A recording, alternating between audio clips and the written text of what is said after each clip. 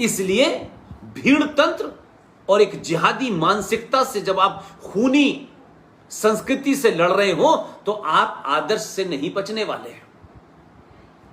आपको यह पाखंड करना है, करिए कि आप हमारे गले काटते रहिए, हमारा एक गाल पे चांटा मारेंगे, हम दूसरा गाल दे देंगे, फिर तीसरा दे देंगे, फिर चौथा दे देंगे, हम पिटते रहेंगे, लेकिन हम पीटने वाले को थका देंगे। तो आप शुद्ध रूप से कायर हैं और बेहया हैं। और जिन्होंने यह कहा वो भी मक्कार थे, कायर थे, झूठे थे, फरेबी थे। और ऐसी कोई भाषा अगर आप अपने परिवार में बैठ के बोलते हैं तो आप भी उसके भागीदार हैं। इसलिए आप चाहते ये हैं कि बड़े बड़े महान लोगों की कहानियां सुनाई जाए। भगत सिंह कौन थे, राजगुरु कौन थे, सावरकर कौन थे, ऊधम सिंह कौन थे। हम कहानी सुनाते हैं, बच्चे से ये नहीं कहते बेटा कभी ऐसे बनना ना, ऐसे मत बनना मक्कार किस्म के चाचा नेहरू। सत्ता लो, फिर बेटी को दे दो, देश को बेच डालो। हम चाहते ये हैं अंदर से। हमने कभी अपने बेटे को सुभाष चंद्र बोस, वीर सावरकर, छत्रपति शिवाजी महाराज बनने की कभी हमने उसके इंस्पायर नहीं किया।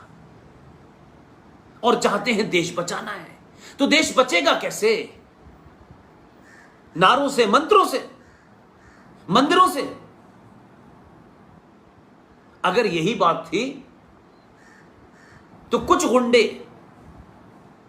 अफगानिस्तान से चल के, कुछ गुंडे, कुछ लुटेरे, जैसे आज माफिया हैं बहुत सारे पूर्वी उत्तर प्रदेश में हैं, जिनके रिश्तेदार भारत के उपराष्ट्रपति बन जाते हैं। सिवान में एक माफिया डॉन है, रामपुर में एक माफिया डॉन है, हैदराबाद में एक माफिया डॉन है। इन्होंने पॉलिटिकल अपने ऊपर एक नकाब लगा रखा है ताकि इस समाज में हमारी मक्कारी, झूठ, फरेब और हमारे मंसूबे पता न चल पाए। लिहाजा हम उन बातों को जोर जोर से कहते हैं और अपने बच्चों से कहते हैं, दूसरों से कहने की हिम्मत नहीं है। दूसरों से हम नहीं कहते। इसलिए हमने कहा कि सारे धर्म बराबर हैं, जो दुनिया का सबसे बड़ा झूठ है। और इस झूठ को फैलाने में 99 नहीं 110% हिंदू शामिल है, सनातनी शामिल है। मैं राजनेताओं को बहुत जिम्मेदार नहीं ठहराता हूं। राजनेता कोई भी हो, कैसे भी हो, वो सत्ता पे आते हैं, उन्हें एक संविधान की रट लगानी है, संसद चलानी है, किसी का वोट लेना है, किसी को गिराना है, आपको बांट देना है, अगड़ों में बांट देना है, पिछड़ों में बांट देना है। वो तो राजनीति करने आए हैं, करेंगे। लेकिन आपने क्या किया? आप अपने कर्तव्य बोध की बात करिए ना। आप अपनी जिम्मेदारी से क्यों भाग रहे हैं? आपका काम है पैसा कमाना, बड़ी गाड़ियां खरीदना, बड़े मकान बनवा लेना, और अपने आप को नहीं, हम तो भाई ठीक है, देखिए भाई हम नहीं चाहते हैं कि कोई झगड़ा हो। आप झगड़ा इसलिए नहीं चाहते हैं कि आपको पता है कि आप प्रतिकार करेंगे। अगर गलत बात को गलत कहेंगे तो बाहर जो खड़ी हुई 3 गाड़ियां हैं उसमें कोई आग लगा देगा।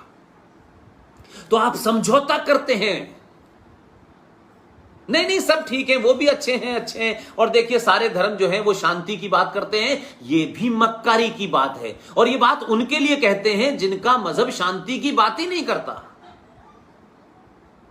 जिनकी किताब में साफ साफ लिखा है हम इससे अलग नहीं हो सकते। आपको हमारे साथ समझौता करना है, करिए, हम नहीं करेंगे। लेकिन क्योंकि आपने अपनी सारी संपत्ति बना ली है तो अपनों को तो दूर कर दिया है आपने। ये यादव है, ये दलित है, ये ठाकुर है, ये ब्राह्मण है, ये छोटा है, ये बड़ा है। अब आप क्या करें?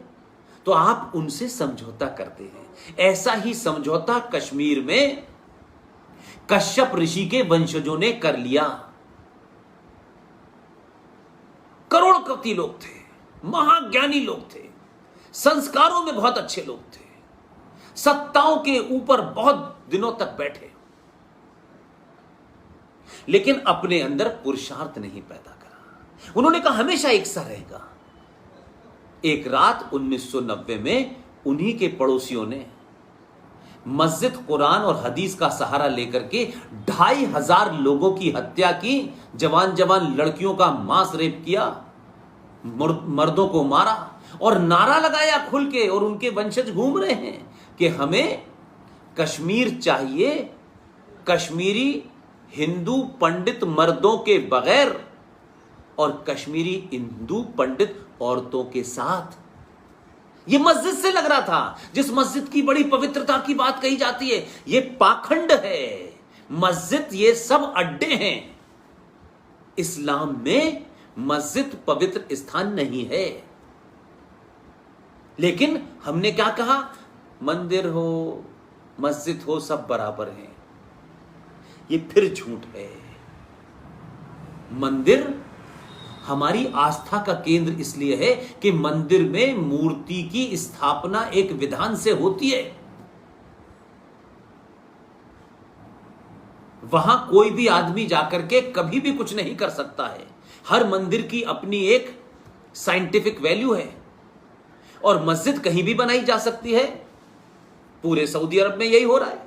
लेकिन उन्होंने आपको यहां सरवाइव करने के लिए मंदिर मस्जिद सब एक से, हम सब भाई भाई हैं। गंगा जमुना तहजीब पूरा 1000 साल से तो मेरी समझ में नहीं आया कि गंगा जमुना तहजीब कब थी। अगर गंगा जमुना तहजीब थी भाई, तो 1017 में महमूद गजनबी ने मंदिर आके सारे क्यों तोड़े? ये जो साझा विरासत की बात आज के मक्कार मुसलमान पढ़ा लिखा जो करता है, उसको मालूम है कि हिंदुस्तान में हमें जब तक ये सब झूठ बोलते रहना है, जब तक ये सनातनी हिंदू बर्बाद ना हो जाए। और इसकी स्थिति वैसी ही कर देनी है जैसे कश्मीर में 200 दलितों को बुलाया था 1957 में, उन जैसी है। आप तो 23% थे पाकिस्तान में, 1.5% रह गए। कश्मीर एक ऐसा राज्य आपके देश में था जहां मुसलमानों की मेजोरिटी थी। उन्होंने खुल्लम खुल्ला 1990 में पहली बार देश का मुसलमान गृह मंत्री बना, उन्होंने उठा के आपका कत्ल कराया, मार दिया, भगा दिया। अब आप रो रहे, मार पीछे पुकार है, हो गया करते रहिए। अब आप ढूंढते रहिए, अब उस पर कानून बनेगा, ये होगा, मुकदमे चलेंगे, लेकिन जमीन साफ कर दी। और फिर यह भी कहा कि नहीं, वो जो मारने वाले थे वो बाहर से आए थे।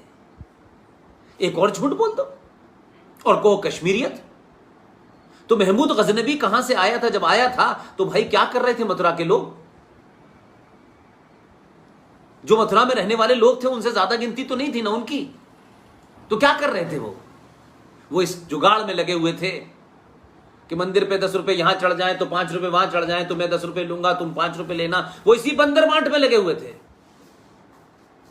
आपस में झगड़ा था। तो 1024 में वही शख्स जिसने मथुरा के सारे मंदिर तोड़े, 1024 में सोमनाथ आया और कोई लाखों हजारों की भी भीड़ उनके साथ 25, 30, 40 लोग थे। अफगानिस्तान के गजनी शहर से चला आ गया, वहां छोटा सा भी उसका कोई नाम लेने वाला भी नहीं है, वो वहां का हीरो भी नहीं है।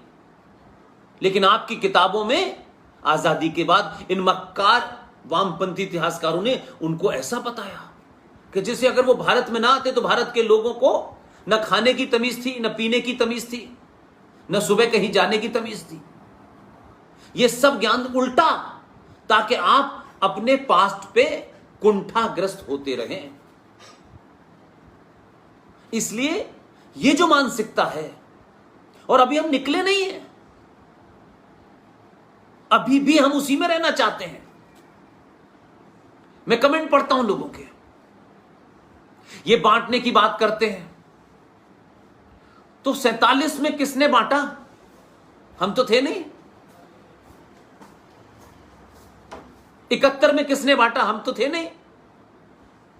तब कौन बात कर रहा था? तो जब आपको शत्रु बोध का अभाव होता है तो आप एक झूठ का चश्मा लगा करके वही बकते रहते हैं सुबह से शाम तक, और समझते हैं कि ये कह देने से हम समाज में एक अच्छे इंसान कहलाएंगे। झूठी तारीफ और वक्ती तौर पे आपकी तारीफ इसलिए करी जाती है कि आप उनके एजेंडे को चला रहे हैं, और जब उनका एजेंडा पूरा हो जाता है तो कश्मीर बना देते हैं, मालदा बना देते हैं, रामपुर बना देते हैं, आजमगढ़ बना देते हैं, संबल बना देते हैं, मेरठ बना देते हैं। 500 जगह भारत के देश में ऐसी हो चुकी हैं जहां रिट नहीं चलती सरकार की। हम सुनना ही नहीं चाहते। और देखने ही नहीं चाहते। हमने आंख बंद कर लेते हैं और सोचते हैं हमने आंख बंद कर ली इसलिए कुछ हुआ ही नहीं। इसलिए फिर एक के बाद एक नया पाखंड गढ़ते हैं और उसमें एक हमने अपना एक नया पाखंड गढ़ा है। वो पाखंड क्या है? हम विश्व कुटुंब की बात करते हैं। सारा संसार हमारा परिवार है।